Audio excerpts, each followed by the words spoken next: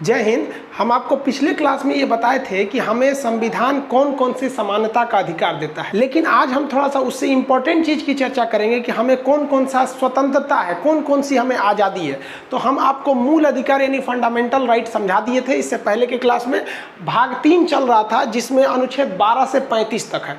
इसको कई कैटेगरी में बांटा गया है, 12 से 35 वाली चीज़ों को इसे टोटल 6 कैटेगरी में बांटा गया है। तो जो सबसे पहली कैटेगरी है 6 प्रकार में से पहली प्रकार का नाम है समानता का अधिकार, राइट टू इक्वलिटी।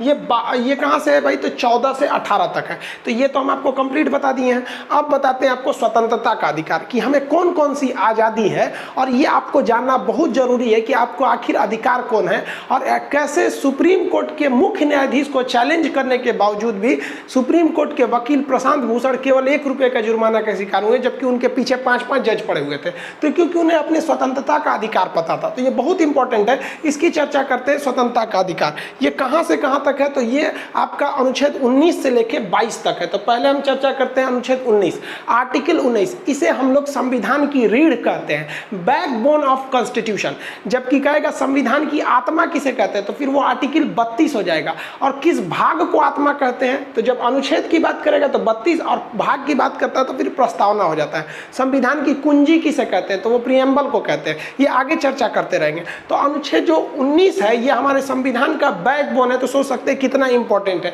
अब इसमें टोटल पहले 7 प्रकार के राइट्स दिए गए थे, अभी केवल 6 हैं। तो हम इन 6 की चर्चा करते हैं, जिसमें सबसे महत्वपूर्ण है अभिव्यक्ति की स्वतंत्रता। हमें अभिव्यक्ति की आज़ादी है, यानी एक्सप्रेशन की आज़ादी है।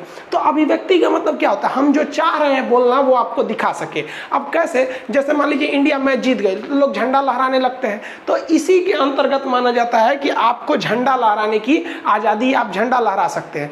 अब मान लीजिए किसी नेताजी का काम पसंद नहीं आ रहा, उनका पुतला फूंक दिए, हम ले बोले भाई साहब मुर्दाबाद, पुतला फूंक दिए, तब थोड़ी ना नेता को फूंक दिए, हम तो उस नेता का फोटो फूंके हैं।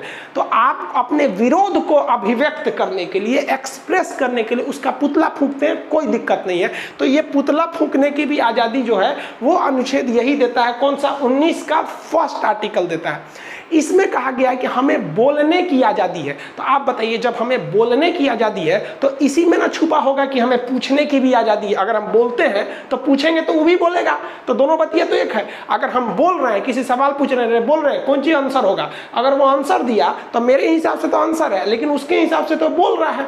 तो इसमें बोलने की आज़ादी है, साथ ही साथ पूछने की आज़ादी है। इसलिए 2005 में RTI लाया गया, राइट टू इंफॉर्मेशन। आप पूछ सकते हैं। इसमें बोलने की स्वतंत्रता है। इसी में मौन धारण करने की स्वतंत्रता है। मतलब अगर हम चाहेंगे तो मौन धारण कर सकते हैं। जैसे कि किसी व्यक्ति की मृत्यु हो जाती है, जैसे हमारे राष्ट्रपति, पूर्व राष्ट्रपति प्रणब मुखर्जी, तो मौन व्रत आदमी रख के एक ठो अभिव्यक्ति दिखाता है कि नहीं, हमारे एक बहुत ही पूज्य व्यक्ति चले गए। जैसे अटल बिहारी वाजपेयी, APJ अब्दुल कलाम, ये लोग जो एक महापुरुष जन्म लिए इस देश में, अगर वो छोड़ के जाते हैं इस दुनिया को, तो हम क्या मौन रख के 2 मिनट क्या हम देना चाहते हैं?